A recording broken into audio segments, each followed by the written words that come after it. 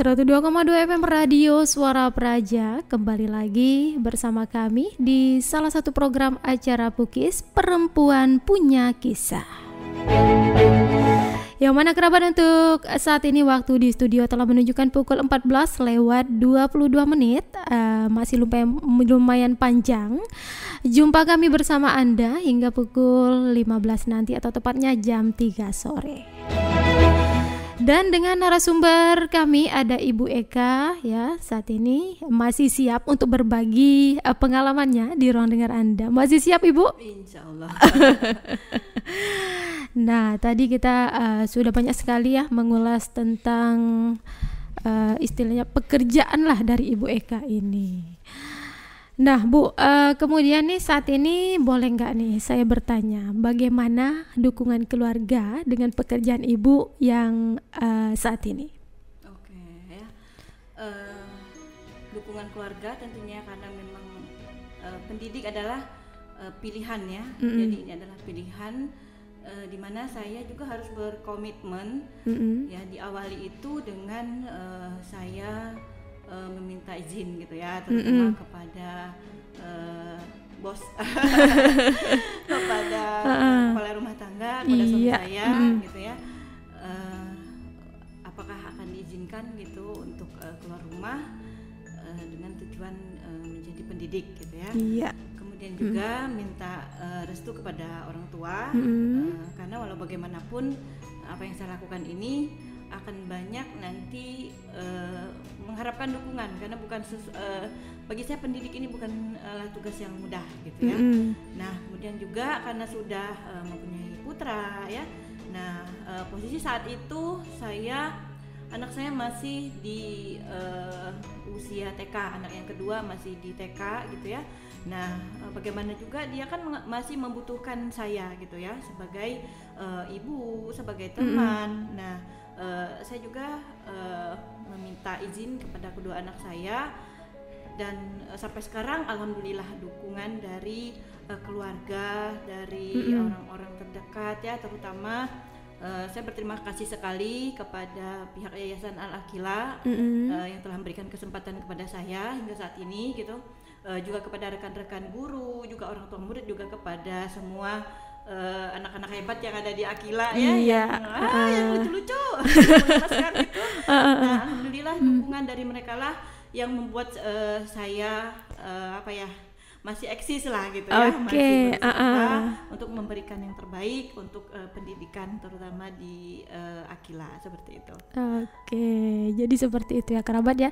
Pastinya dukungan keluarga itu nomor satu, apalagi Pak Bos tadi ya.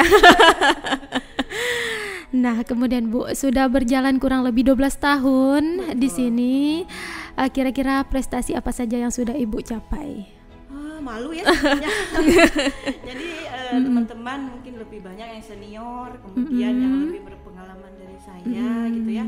Dan mungkin mempunyai kesempatan yang lebih dulu dari saya untuk mendapatkan kesempatan yang luar biasa ini gitu ya. Jadi pencapaiannya, bagi saya pencapaian, kalau dibilang prestasi kayaknya belum gitu ya. Tapi sesuatu harus dihargai karena semua dengan perjuangan pastinya ya. Dan saya menghargai itu dengan berupaya untuk menjadi lebih baik, karena dari pencapaian itu gitu ya, itu merupakan suatu tantangan bagi saya. Di dunia pendidikan misalnya di keguruan ya, alhamdulillah saya terutama di sekolah diamanahi sebagai kepala sekolah ya, itu bagi saya itu pencapaian dari tahun 2017 ya. Nah kemudian saya juga menjadi pengajar praktik ya di angkatan 4 kemarin. Itu tugasnya sudah selesai bersama rekan-rekan 10 teman-teman ya, dari jenjang SD, TK, SD, SMP, SMA. Nah itu kami menjadi pengajar praktik di program pendidikan guru penggerak angkatan 4. Jadi itu program kementeriannya, program pusat. Nah kemudian saya juga baru menyelesaikan, alhamdulillah terpanggil ya. Ya mungkin itu juga untuk lebih meningkatkan kompetensi saya sebagai seorang guru gitu ya, di program profesi guru. Jadi di di PPG.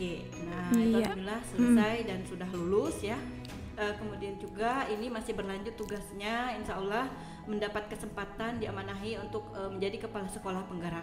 Jadi alhamdulillah TK Akila menjadi sekolah penggerak. Itu juga program dari kementerian, program pusat ya, Kemendikbudristek. Nah itu mendapat kesempatan menjadi kepala sekolah penggerak angkatan 3. Jadi tahun ini alhamdulillah diamanahi, dan insya Allah nih mudah-mudahan mohon doanya juga ya, amin terutama dari orang tua murid gitu ya, dari anak-anak dan rekan guru semuanya, karena ini akan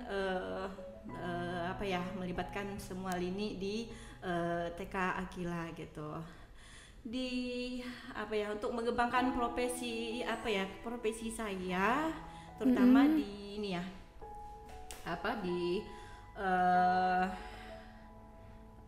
profesi di ini, maksudnya di ini nih,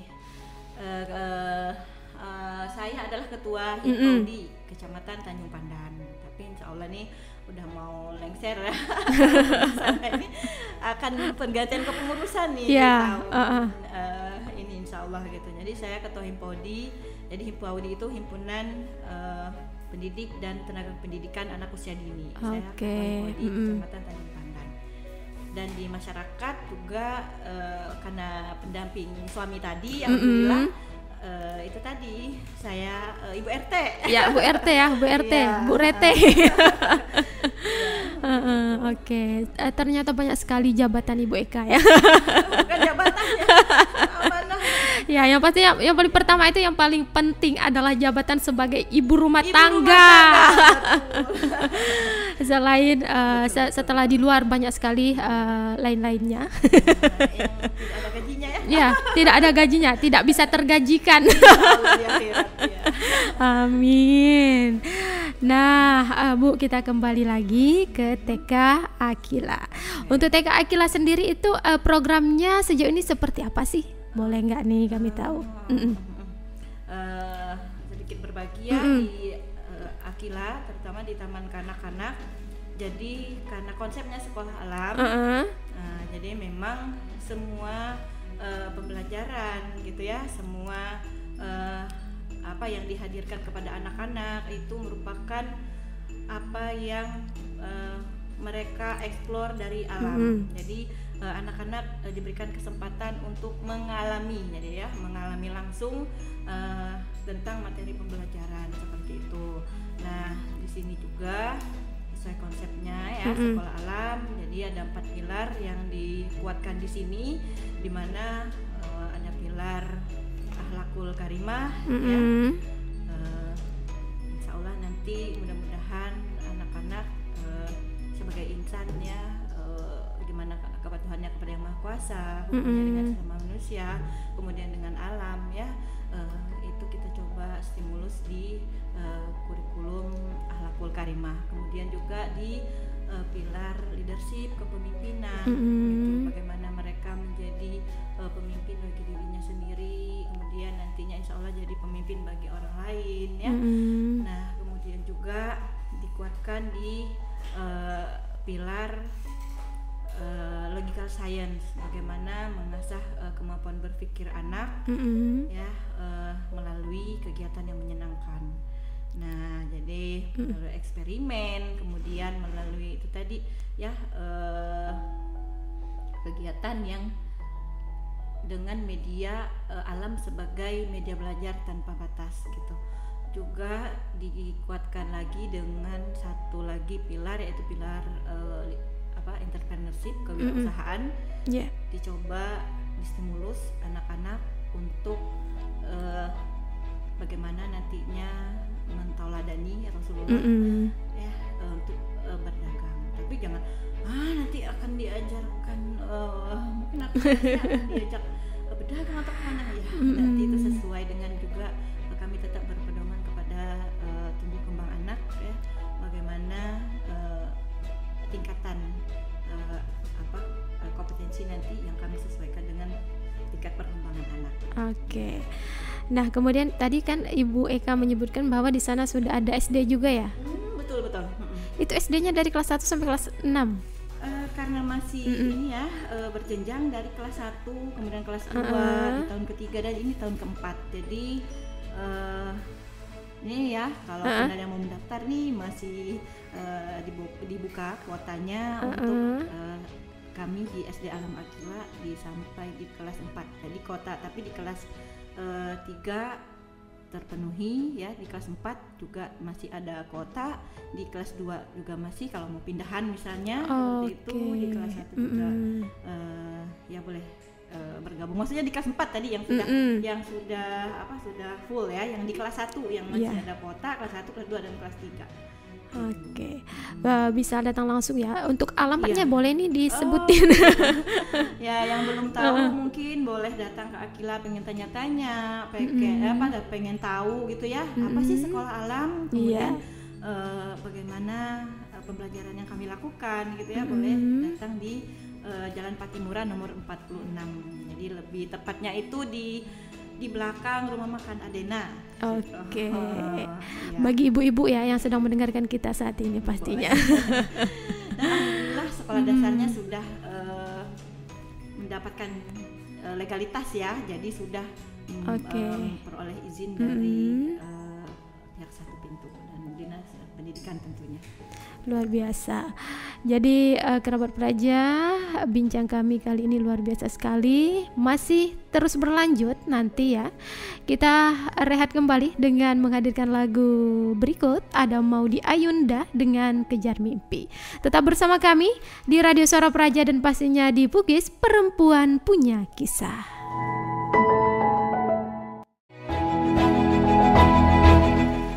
102,2 FM Radio Suara Praja masih bersama kami yang pastinya di Bugis, Perempuan Punya Kisah. Luar biasa sekali Bu Eka ini ternyata kerabat praja ya, dan tidak terasa beliau menghantarkan kita saat ini sudah menunjukkan pukul 14:38 menit.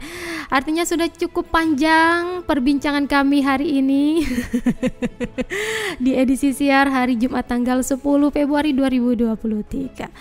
Nah, Ibu Eka ya merupakan selaku kepala sekolah TK Akila, TK SD ya, TK dan SD. TK ya. Kalau SD lain lagi ya Bu? SD lain lagi kepala sekolahnya.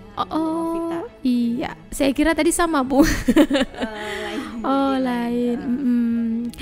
Nah, di sini beliau lebih memilih untuk awal mulanya menjadi guru TK ya, tidak seperti kebanyakan orang yang sudah terbayangkan memikirkan seperti apa menjadi guru TK itu, tidak mau katanya dengan alasan yang berbagai macam. Nah, kita boleh tanyakan nih kepada Bu Eka, ada nggak nih tips khusus untuk menjadi guru TK Bu kira-kira sejauh ini? Iya, betul ya, karena memang kalau mendengar guru TK mungkin ya bayangannya udah pasti riweh, stres mungkin atau bahkan mungkin sebagian tetap ada yang menyenangkan seperti itu. Pasti. Banyak loh sekarang yang ya anak-anak yang masih muda kemudian mereka antusias sekali gitu untuk menjadi pendidik ya, luar biasa memang. Jadi tidak semua juga ya berpandangan bahwa jadi pendidik terutama pendidik anak usia dini itu merepotkan lah karena terbukti memang itu tadi banyak anak-anak yang maksudnya anak-anak muda ya yang memilih terutama sekarang di jenjang kualifikasi pendidikannya di pendidikan anak usia dini gitu ya. Nah, kalau bicara tips mungkin sepengalaman saya ya sedikit berbagi.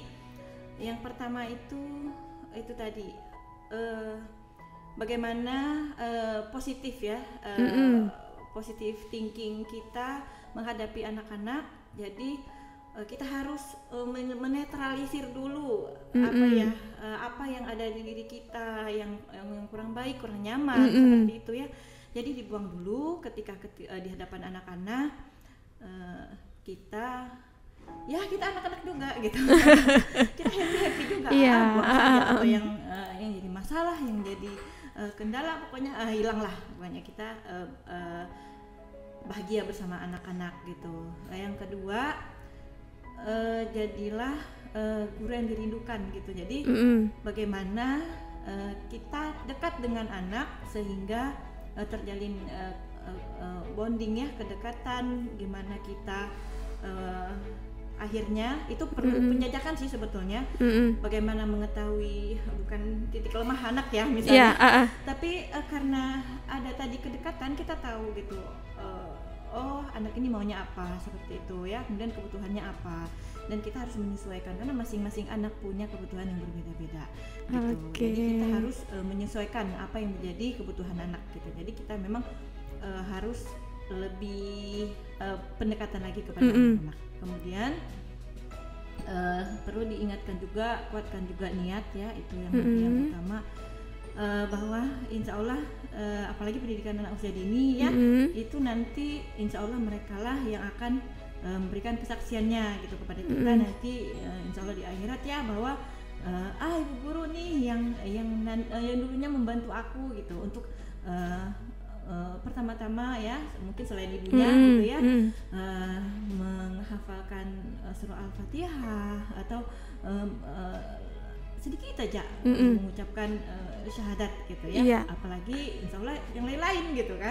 Nah itu jadikanlah sebagai bekal ibadah gitu, maksudnya jadikan pekerjaan itu sebagai ibadah. Yang keempat,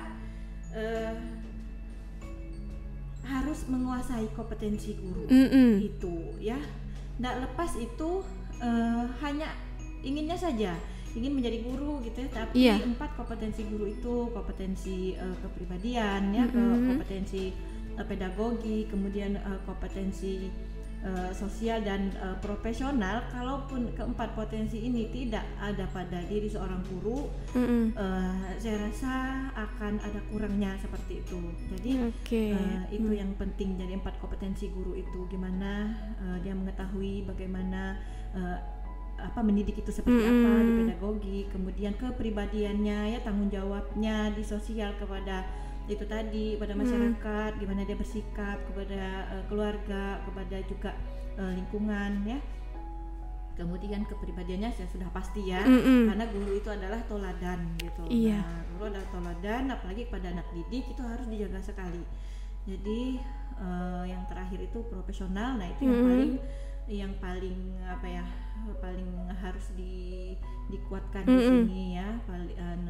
Guru-guru itu harus menunjukkan bahwa dia itu profesional dalam artian terus berkreasi, terus mengembangkan diri, terus memberikan yang terbaik gitu untuk profesinya. Jadi tidak melulu hanya mendidik, tapi banyak kompetensi yang bisa dikembangkan dari dirinya, maka itu jadilah seorang guru yang profesional gitu. Iya. Nah, kira-kira sejauh ini ada nggak untuk Ibu Eka yang mungkin belum terrealisasikan di angka 12 tahun ini di dunia pendidikan Ibu sendiri? Apa kira-kira? Yang belum tercapai? Saya sebetulnya senang menulis. Tapi sudah mulai di ini, saya ingin membuat memoir. Jadi saya akan menulis memoir itu ringkasan perjalanan ya. Ringkasan perjalanan bagaimana saya menjadi seorang pendidik, dan mungkin ini insya Allah akan menjadi nantinya menjadi cerita ya kepada anak cucu saya, ataupun nantinya akan menjadi ya setiap manusia harus melukiskan sejarah seperti itu ya. Pasti ada. Keinginan yang tapi sudah berjalan. Saya akan mencoba menuliskan memoir karena memang saya suka menulis. Itu akan saya coba tuangkan nanti insya Allah, mohon doanya juga ya. Juga saya punya keinginan menjadikan guru-guru di sekolah ya, terutama di Akila ini guru-guru yang profesional seperti tadi ya. Saya mencoba sekarang juga sudah dijajaki bagaimana saya memberikan bimbingan, kemudian mencoba memberikan sedikit ya berbagi pengalaman saya seperti itu. Nah, mungkin dua itu yang nantinya selain ya tetap saya akan lebih meningkatkan kompetensi saya sebagai seorang guru. Iya. Tetap sebagai seorang guru. Ya, Cine bantu doa ya. Saya doakan di sini semoga segera tercapai Bu ya. Amin ya robbal alamin.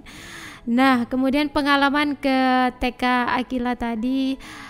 Waktu itu pastinya seperti yang kita ketahui biasanya anak-anak itu susah untuk ditinggal orang tua. Ada nggak pengalaman Ibu yang paling melekat di ingatan Ibu? Yang susah ditinggal ya. Kalau susah ditinggal pernah tuh. Ada anak yang memang ikatan batin kepada orang tuanya kuat ya. Jadi menurut pengalaman saya sebelum usia 5 tahun itu ikatan batin kepada orang tua itu kuat sekali, terutama ibu gitu. Nah, ketika ibunya mungkin apa ya lumrah gitu ya, itu alami. Itu juga saya alami gitu dulu ketika saya memberikan kesempatan kepada anak saya untuk mengenyam pendidikan, terutama di TK ada rasa was-was seperti itu kan ya. Kadang orang tuanya nelpon kemudian atau walaupun nggak nelpon mungkin di lain tempat gitu ya, itu gimana anak saya ya gitu kan, ini gimana anak saya, atau nantinya akan seperti apa dia bersama ibu guru, mungkin apakah akan terjadi apa dia bersama teman-teman seperti itu kan. Nah tapi pernah satu ketika ya itu anak nggak mau, nangisnya itu luar biasa sampai ya kata orang Belitung sampai ngusal-ngusal gitu. Nah tapi itu tadi ya, kita hadirkan cinta, dipeluk ya, walaupun tanpa apa ya, butuh perjuangan juga, dipeluk sekali pegang gitu kan. Kemudian diludahin ya pernah. Ya sampai pun muntah anak-anak di baju saya gitu. Nah, tapi itu tadi dipeluk, kemudian dialihkan, gimana dia kan kita nih butuh penjajakan, nih butuh tahu nih apa nih, makanya tadi titik lemahnya di mana gitu kan ya. Nah yang pasti jangan ada kekerasan gitu. Jangan ada kekerasan karena itu akan bikin trauma pada anak ya, baik itu perkataan apalagi perbuatan gitu kan ya. Walaupun dia tidak tidak bicara, ya, dari tatapan mata saja, dari tatapan mata kita dia sudah bisa membaca apa yang ada di pikiran kita. Misalkan melotot ya, pasti lari ya anaknya. Ya, itu. Kemudian juga pernah pengalaman anak yang berkebutuhan, anak yang berkebutuhan, ya posisi masih hamil ya, karena hamil muda juga sayanya, karena memang gini. Tapi ini bukan pengalaman pahit ya gitu. Itu berkesan lah. Berkesan. Dan refleks karena mengejar anak tadi gitu, saya nggak sadar dalam posisi hamil gitu ya, dan ada sampai ya saya mengalami keguguran seperti itu ya. Tapi memang itu qadarullah ya, bukan karena anaknya, maksud saya bukan karena kondisi itu, tapi ya itu menjadikan saya untuk lebih belajar gitu ya. Berarti semua itu refleksi bagi saya gitu. Apa nih? Sampai saya harus siap nih dalam posisi dalam kondisi seperti ini, itu merupakan pembelajaran bagi saya gitu. Itu belum seberapa dengan kebahagiaan ya bersama anak-anak. Kalau kebahagiaan jangan ditanya, lebih banyak bahagianya bersama anak-anak gitu. Luar biasa ya. Ketika ingat bersama anak-anak ini seperti ini gitu. Mudah-mudahan ini bisa berlanjut gitu. Nah, kemudian Bu, ini untuk alumni TK Akila ini sekarang sudah ada nggak yang lulus SMA atau masih SMA? Dari yang awal ya, yang pertama. Yang pertama, gitu ya. Ada yang sudah kelas 3 SMA. Iya. Dan alhamdulillah gitu ya.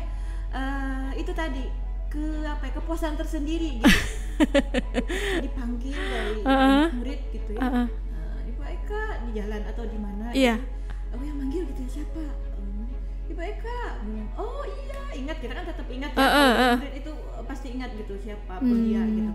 Jadi ingat, oh iya murid gitu. Oh senangnya rasanya walaupun dipanggil saja gitu kan udah ingat walaupun ketika berpapasan di jalan atau apa, oh mereka gitu mengingat, oh iya ada yang sudah lulus 3 SMA. Misalkan Bu Eka manggil di jalan ya, tahu-tahu ingat, oh iya dia yang paling bandel. Iya. Oke. Nah Bu, di sini kita sesi terakhir ya. Barangkali untuk pesan Ibu ke kerabat praja apa nih? Oh baik. Terutama kepada pendidik ya, pendidikan usia dini, cintailah pekerjaan, karena menjadi guru itu adalah karena sudah menjadi pilihan. Cintailah pekerjaan ini dengan ikhlas, tulus, kemudian lakukan pekerjaan ini dengan sepenuh hati gitu ya, dengan sepenuh hati, berikan cinta kepada anak-anak, dan juga teruslah untuk maju ya, keluarlah dari zona nyaman, dan terus untuk meningkatkan profesional. Oke, baik. Terima kasih ya Bu Eka sudah berbagi pengalaman. Sama-sama. Saya mengucapkan terima kasih juga. Di sini tidak lupa juga saya mengucapkan terima kasih. Lupa tadi yang paling penting juga, di samping ada dari yayasan, keluarga, kemudian murid juga murid, tak lepas kami mendapatkan pembinaan dari Dinas Pendidikan dan Kebudayaan Kabupaten Belitung, terutama di bidang pembinaan PAUD dan PNF seperti itu ya, yang sungguh mendukung luar biasa, terutama di Akila seperti itu. Ya, baik. Terima kasih Bu Eka ya atas waktunya dan berbagi pengalaman, inspirasi dan semua lah jadi satu ya. Baik kerabat praja, tetap bersama kami. Nantikan untuk program acara berikutnya. Semoga bermanfaat. Jumpa kita kali ini pastinya di Pukis Perempuan Punya Kisah.